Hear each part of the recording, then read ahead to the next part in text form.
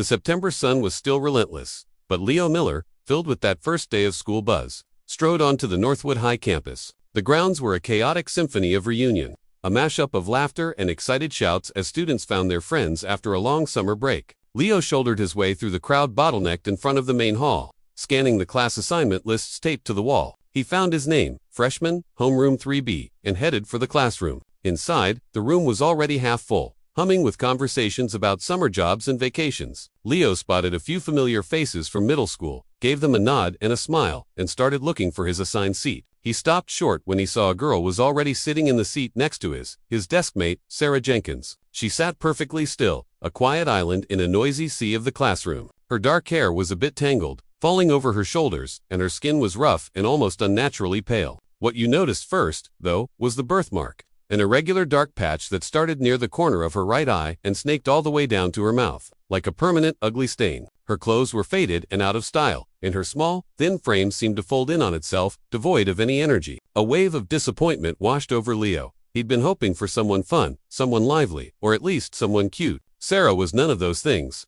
His fantasy of a cool new deskmate evaporated. Awkwardly, he walked over, dropped his backpack, and slid into his chair. Sarah must have sensed the movement. She lifted her head slightly and glanced at him. Her eyes were full of a nervous, anxious energy, and she looked away just as quickly, her hands twisting the hem of her worn-out t-shirt. Leo cleared his throat, trying to cut through the heavy silence. "Hey, I'm Leo." Her body gave a slight jolt. A few seconds passed before she responded in a near whisper. "Hi, I'm Sarah." Her voice was so soft, like a feather drifting to the ground, that Leo almost missed it. He just nodded, unsure what else to say. He took another look at her. On her desk were a few battered-looking textbooks and a plain notebook. The cover of the notebook was filled with strange doodles, abstract lines, and shapes that didn't look like anything at all. Just then, a guy who radiated effortless cool strode into the room, and a ripple of attention followed him. Blake Anderson. He was Northwood's resident big man on campus. Smart, a starter on the basketball team, and he could play guitar. His eyes scanned the room before landing on Leo, and he broke into a wide grin.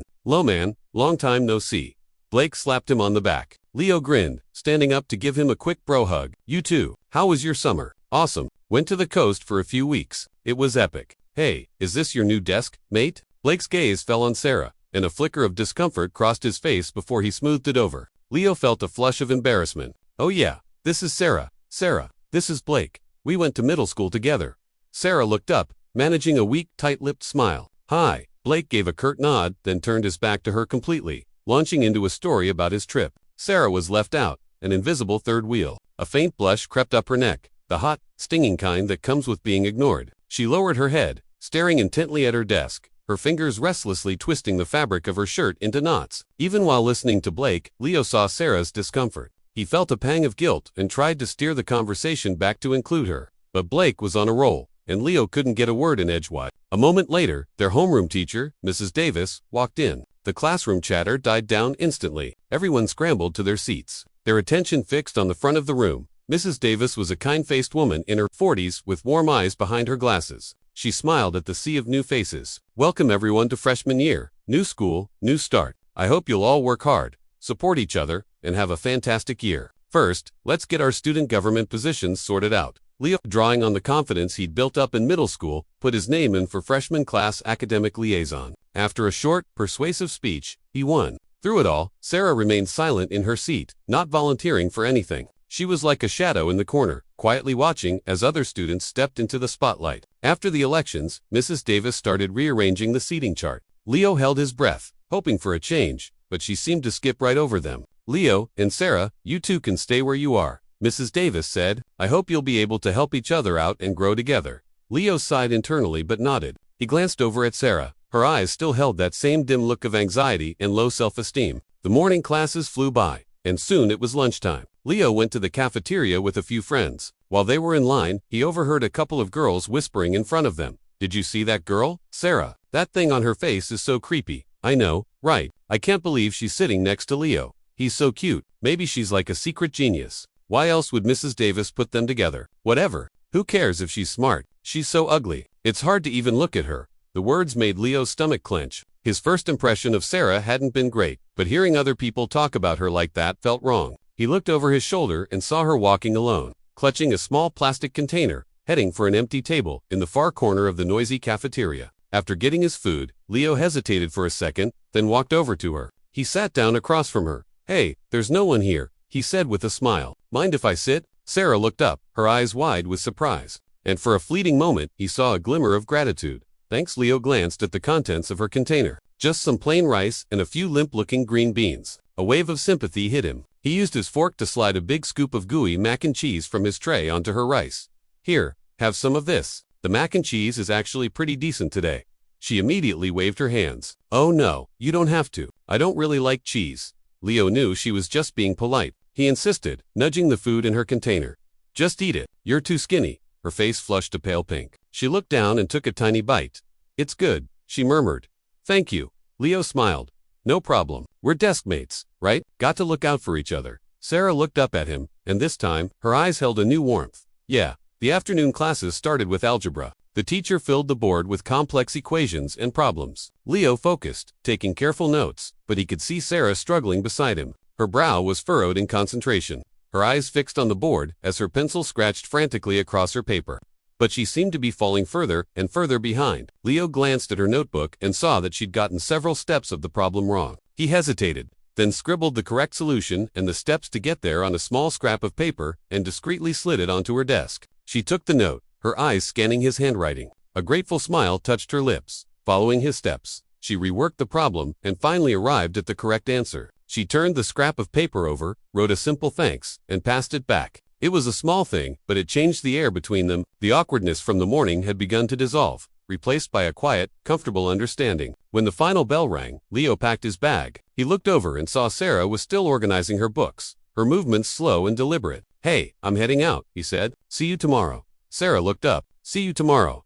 Walking out of the school, Leo took a deep breath. The day had given him a new perspective on Sarah. She might not be what he'd expected, but he was starting to see that there was more to her than the birthmark and the shy exterior. She was quiet and sensitive. He knew their story was just beginning, and he made a silent promise to himself to try and be a good friend to his strange new deskmate. On the walk home, he couldn't stop thinking about her, the way she'd struggled in class, her lonely figure in the cafeteria, the grateful smile that had briefly lit up her face. He realized you couldn't just write someone off because of how they looked. Everyone had a story. When he got home, he told his parents about his day. They listened intently and praised him for his small acts of kindness. "You have to respect everyone, Leo," his dad said. "Always try to see the good in people." Leo nodded. It felt like the first real lesson of high school, and it had nothing to do with algebra. He found himself looking forward to tomorrow, to continuing the story of his and Sarah's shared desk. As the weeks went by, Leo and Sarah settled into a comfortable routine, but the fragile peace they'd built was shattered during a group project in English class. The assignment was to perform a dramatic reading of a classic poem and present an analysis of it. Leo, ever the leader, volunteered to be group captain. The other members immediately started throwing out ideas. But Sarah sat quietly to the side, a familiar look of uncertainty in her eyes. Leo noticed her silence. "Sarah, do you have any ideas?" She looked up, hesitating. "Well, I was thinking we could do something by Walt Whitman. His poetry has this big, powerful feeling. It would be great for a reading." Leo nodded. "Whitman's a good call. Any specific poem?" A faint blush colored her cheeks as she looked down, her fingers tracing the edge of her textbook. "What about Oh Captain, My Captain? It's full of emotion, and everyone knows it." Just then, Haley, another girl in the group, cut in. "Oh, Captain, My Captain is so basic," she said with an eye roll. "Like half the groups are probably going to pick that one. We should do something more obscure. Something that'll make us stand out." The others quickly agreed with Haley. Leo was torn. Sarah's idea was solid, but Haley had a point. A look of disappointment clouded Sarah's face. She bit her lip and said nothing more. In the end, Leo went with Haley's suggestion, and they chose a more difficult, lesser-known poem. In the discussions that followed, everyone passionately debated the poem's rhythm and meaning, but Sarah was effectively sidelined. She just listened, occasionally jotting something down in her notebook. During rehearsal, the problem started. The poem was so dense that nobody could really connect with it. Their reading was stiff and lifeless. Leo started to get stressed, trying his best to explain the poet's intentions. That's when Haley turned on Sarah. "Sarah, I thought you said you knew about poetry. We all sound terrible, so why don't you offer up some of your brilliant ideas?" Sarah flinched as if struck. She looked at Haley, her eyes welling with hurt. "I just thought, oh, Captain, My Captain would have been better. You didn't want to listen to me." Haley scoffed. "Oh, please. Like, you could come up with a good idea. If you weren't dragging us down, we wouldn't be in this mess." Tears welled in Sarah's eyes. Her lips trembled, but she couldn't form a response. "I couldn't stand it." "Haley, stop it," he said firmly. That's not fair. We're all in this together. Haley shot him a dirty look. You're just too nice, Leo. That's why you let her in our group in the first place. Look at her. She does nothing but hold us back. Leo's jaw tightened. Haley was way out of line. He turned to Sarah. Don't listen to her. We'll figure this out. But it was too late. A single tear escaped and traced a path down Sarah's cheek. She shot up from her chair and ran out of the room. Leo started to go after her, but then hesitated. Worried about their rehearsal time, he decided to sort out the group first. But with the mood soured, the practice only got worse. After class, Leo went looking for Sarah. He found her on a deserted bench behind the gym, crying silently, her shoulders shaking. He approached her gently and put a hand on her shoulder. Sarah, I'm so sorry. Haley didn't mean it. She looked up, her eyes blazing with a mix of anger and pain. Yes, she did. You all think I'm a burden. You all look down on me. No, I don't think that, Leo said quickly. I know you wanted to contribute. This is my fault. I should have handled it better. It's because I'm ugly, isn't it? She sobbed. That's why no one likes me. That's why no one wants to be my partner. Leo sighed, sitting down next to her. Sarah, don't say that. It's not about how you look. I consider you my friend. What happened today was on all of us. We didn't listen to you and we didn't respect your idea. She sniffled, not saying anything. Honestly, he continued, I regret not sticking with your choice. Oh, Captain, my captain is a classic for a reason. We probably would have done a much better job with it. Sarah looked at him, a flicker of surprise in her tear-filled eyes. You really think so? Leo nodded, double quotes. Yeah, you have good instincts about this stuff. That's valuable. Her crying subsided, but it's too late now. We picked the other poem. And our rehearsal is a disaster. It's not too late, Leo said, trying to sound more confident than he felt. We still have time. We can regroup, combine our ideas, and make it work. I know we can. Sarah looked at him, a hint of gratitude returning to her eyes. Thanks, Leo. Don't mention it, he said with a small smile. We're deskmates and friends.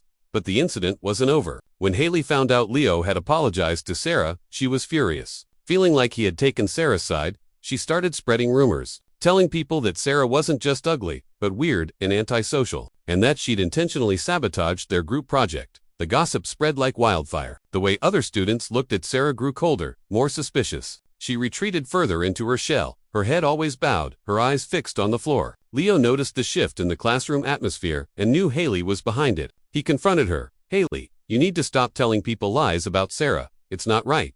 Haley was unrepentant. I'm just telling the truth. She is weird. You don't even know her, Leo shot back, his voice rising. She's a good person and she wants to be a part of things just like everyone else. What you're doing is bullying and it's hurting her. Haley just snorted. Whatever. I don't care. She's annoying. If you don't stop, Leo said, his voice low and serious. I'm telling Mrs. Davis. That got her attention. She glared at him. You wouldn't dare. Leo just turned and walked away. He went back to the classroom and saw Sarah staring blankly at her desk. He walked over. Sarah, don't listen to any of that stuff people are saying. I'll help you set the record straight. She gave him a bitter smile. It's no use. Everyone already believes it. No, Leo said firmly. I won't let them. You have to trust me. From then on, Leo made a point of defending Sarah. He told people about her kindness, her intelligence, and her hidden talent for drawing. While some students started to see her differently, the prejudice from others remained. In the midst of it all, their own friendship grew complicated. Sarah was grateful for Leo's defense, but she worried that she was dragging him down, that he would be isolated because of her. She started to pull away, creating a subtle distance between them. Leo felt the change and didn't understand it. He tried to talk to her, but she would always find a way to avoid the conversation. One afternoon, he found her in the library, tucked away in a remote corner with a book. When she saw him approach, she immediately started to pack her bag. He stopped her. Sarah, why are you avoiding me? She kept her head down, refusing to meet his eyes. I'm not, I think it's better if we're not so close. It's not good for you. How can you think that? He said, a note of frustration in his voice. I don't care what anyone else says. I'm your friend. Tears welled in her eyes again. But I don't want you to be an outcast because of me. Leo gently took her by the shoulders. Sarah, don't be ridiculous. Real friends don't care about that stuff. I'm not going anywhere. I'm on your side. Always. She looked up at him, her expression a mix of gratitude and deep uncertainty. She didn't know if she could believe him, if she dared to accept a friendship that seemed to cause so much trouble. Caught in a storm of rumors and misunderstanding, their friendship was on the verge of collapse. They were both struggling, trying to find a way to repair the trust that had been broken. The path forward was unclear, and they had no idea if they could overcome the ugliness and let their friendship bloom again. Leo was at a loss. The more he tried to be a good friend, the more Sarah pulled away. Then an opportunity arose that would change everything. Breaking through the clouds of their misunderstanding like a sudden burst of sunlight, the school announced its annual Arts and Culture Fair, and the centerpiece event was the Student Art Contest. A flyer was posted on a main bulletin board calling for submissions on the theme of youth and dreams. Leo had a casual interest in art, so he stopped to read the details.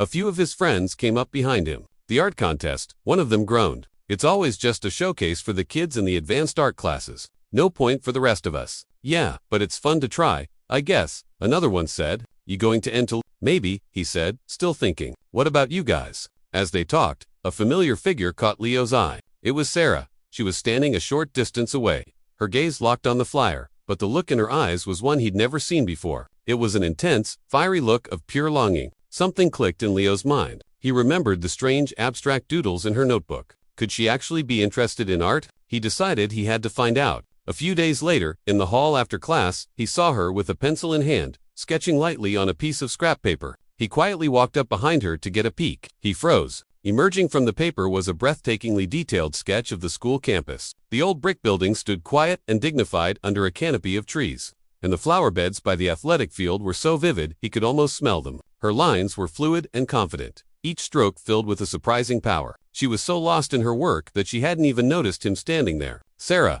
Leo whispered, amazed. That's incredible. She jumped, startled, nearly dropping her pencil. She looked up and saw him, and her face went crimson. Leo, what are you doing here? I just saw you drawing, he said, his voice full of excitement. I had no idea you were this good. Why didn't you ever tell me? She looked down, embarrassed. I just mess around sometimes. It's nothing. Nothing. Leo picked up the sketch, studying it. This is not messing around. The perspective, the shading, this is professional level stuff. You have to enter the art contest. A flicker of doubt crossed her face. I can't. I've never been in a competition before. I'm not good enough. How do you know if you don't try? He interrupted. You have a real gift, Sarah. It would be a total waste not to share it. I know you could do really well.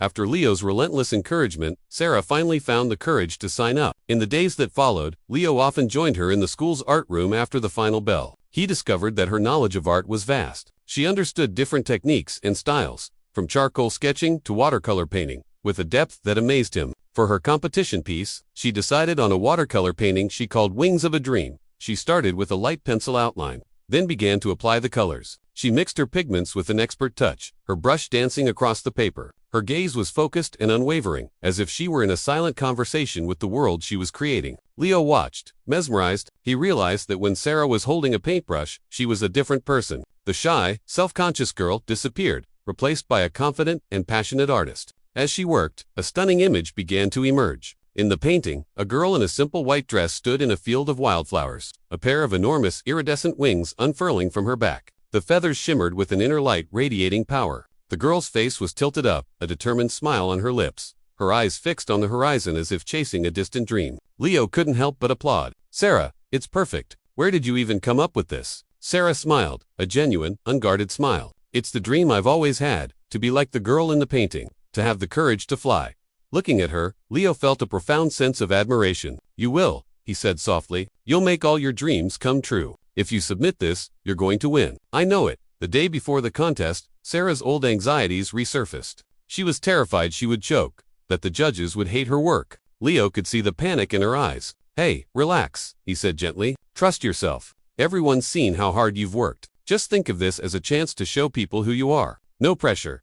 She nodded, but her hands were still trembling. The next day, the contest began. Sarah set up her station, her painting tools laid out neatly. Leo was there, giving her a thumbs up from the sidelines. The room was filled with the quiet scratching of pencils and the swish of brushes. Sarah took a deep breath, centered herself, and began to paint a final, smaller piece for the live portion of the contest. Though her hands were shaky at first, as she got lost in the flow of her work, the trembling stopped. She was in her element, the rest of the world fading away. When time was called, she was done. She looked at her finished work, a quiet sense of pride washing over her. The judging period was agony. Sarah sat stiffly in her chair, her eyes glued to the panel of teachers and local artists, trying to read their expressions. Leo sat with her, a steady presence. No matter what happens, he whispered, you're the best artist here in my book. Finally, the lead judge stepped up to the microphone to announce the winners. When he got to the grand prize, Sarah held her breath, and the first place prize for this year's art contest goes to freshman Sarah Jenkins. Sarah froze. Sure, she had misheard. It took a few seconds for the words to register. Leo jumped to his feet,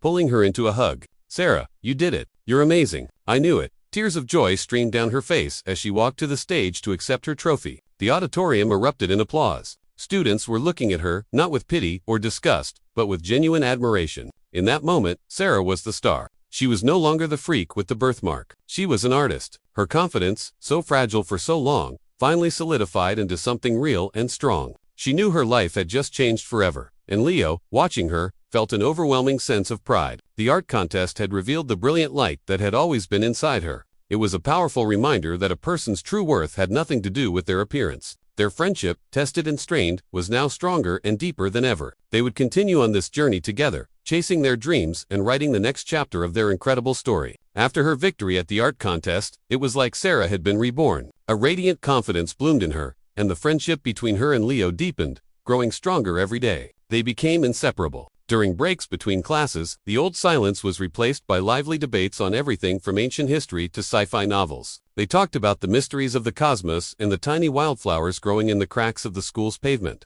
Their conversations were like two rivers, merging, flowing with endless energy. One sunny afternoon, they were in the library, the quiet air thick with the smell of old paper. Leo stumbled upon a book of photography and was immediately captivated. "Sarah, check this out," he said, showing her the glossy pages. "These photos are incredible. Each one tells a whole story." Sarah took the book, her eyes lighting up as she flipped through it. "They're beautiful. It's like painting in a way, capturing a single moment and making it last forever." They found a table by the window and lost themselves in the book. Golden afternoon light streamed in, dappling them in warmth. They whispered about their favorite images, sharing a comfortable, peaceful silence. They also started taking long walks around the athletic field after school. As the setting sun painted the sky in fiery oranges and reds, they would stroll along the track. A cool breeze washed over them. "Do you feel different now?" Leo asked one evening, a smile on his face. Sarah looked at the vibrant sunset, her own face glowing with newfound self-assurance. "Yeah," she said, "I feel like I finally found my place. I'm not afraid of people looking at me anymore, and it's all because of you. If you hadn't pushed me to enter that contest, I might have hidden forever." Leo nudged her shoulder gently. "That was all you. You have the talent. I just gave you a little nudge. I know you're going to do even greater things. You're just getting started." They became each other's ultimate study partners. Leo was a math whiz, while Sarah had a gift for English and history. When Sarah got stuck on a complex algebra problem, Leo would patiently walk her through it, drawing diagrams and breaking it down until it clicked. When Leo struggled to find the right words for an essay, Sarah would help him brainstorm, suggesting different angles and recommending books that could inspire him. She taught him that writing wasn't just about grammar, but about finding a unique voice and telling a story with real feeling. With her guidance, his essays became richer and more insightful. But their friendship wasn't without its challenges. There were still students who looked at Sarah with disdain and whispered about them behind their backs. One day in the cafeteria, a group of loudmouthed guys sat near them, speaking just loud enough to be heard. "Dude, why is Leo always hanging out with her? She's so weird looking." "I don't know, man. Maybe he feels sorry for her or something." "Huh." Sarah's face fell and she put her fork down. Leo's good mood evaporated, replaced by a hot surge of anger. He stood up, walked over to their table, and stared them down. "What did you just say?" he asked, his voice dangerously quiet. "You have no right to talk about her like that. She's my friend, and she's a better person than any of you will ever be. You don't know anything about her, so keep your ignorant comments to yourselves." The guys, taken aback by his intensity, mumbled something about just joking. "It's not a joke when it hurts someone."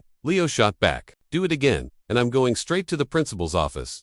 They quickly gathered their things and left. Leo returned to his seat and looked at Sarah.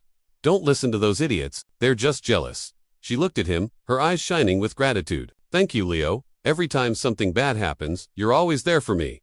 He smiled. "That's what friends are for. We can't let people like that get to us. We just have to believe in ourselves and in each other." As the months passed, their bond became unbreakable. They had shared laughter and tears, faced down bullies, and celebrated triumphs. They were growing up together, and their story had become a quiet legend at Northwood High. Students who had once been quick to judge started to see things differently, moved by the sincerity of their friendship. And Leo and Sarah, side by side, continued to walk their own path, ready for whatever lay ahead. With Leo's steadfast friendship as her anchor, Sarah's transformation was complete. The shy girl who once lived in the shadows was now a confident, charismatic young woman. Her journey had become an inspiration at Northwood High, a testament to resilience and the power of true friendship. Sarah's reputation as an artist grew. Her work was not only featured in every school exhibit but also caught the eye of a prestigious local art studio. They offered her a spot in their youth workshop, a place where she could receive professional instruction and collaborate with other talented young artists. It was a dream come true. but as she first stepped into the studio, her old insecurities flared. The other students were polished and confident, many from families of artists or with long lists of awards. She felt like an imposter. Leo sensed her fear. He walked with her to the first session, giving her a pep talk the entire way. "Sarah, you earned this. Remember that contest? You blew everyone away. These kids might seem intimidating, but you belong here. Your unique style is what makes you special. They're going to be learning from you. Just wait." Buoyed by his words, she found her courage. The workshop was demanding. The instructors pushed them hard, drilling them on technique and challenging their artistic concepts. Sarah often spent entire days at the studio practicing, experimenting, and pouring all her energy into her craft. One of their major projects was to create a piece on the theme Urban Soul.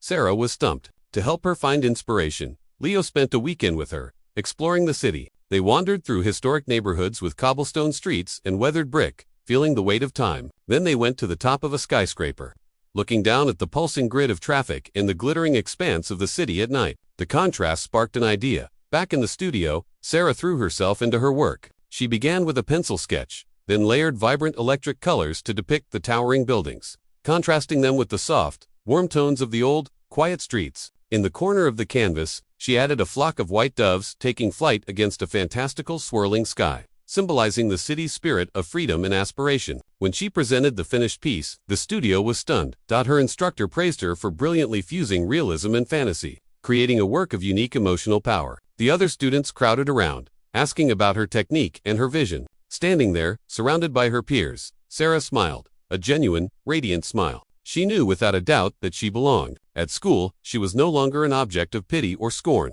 She joined the drama club, designing stunning sets for their productions and even performed a live painting on stage during a school assembly. Her brushstrokes synchronized with the dancer's movement in a performance that left the entire student body breathless. Inspired by Sarah, Leo bought a used DSLR camera and discovered his own passion for art. He began to see the world through a new lens, capturing the beauty in overlooked details. His favorite subject, however, was Sarah, the intense concentration on her face as she painted, her easy laughter, the quiet moments of their friendship. Their story became a kind of Northwood legend. Even Haley, humbled by Sarah's success and strength, finally approached her and offered a sincere, tearful apology. Sarah, her heart full of newfound grace, forgave her instantly. She had learned that holding on to anger only poisoned herself. Forgiveness was a key to her own freedom. Before they knew it, freshman year was coming to an end. All their hard work had paid off. Both their grades had soared, and they had grown immensely as individuals. At the final awards assembly, both Leo and Sarah were called to the stage to receive honors.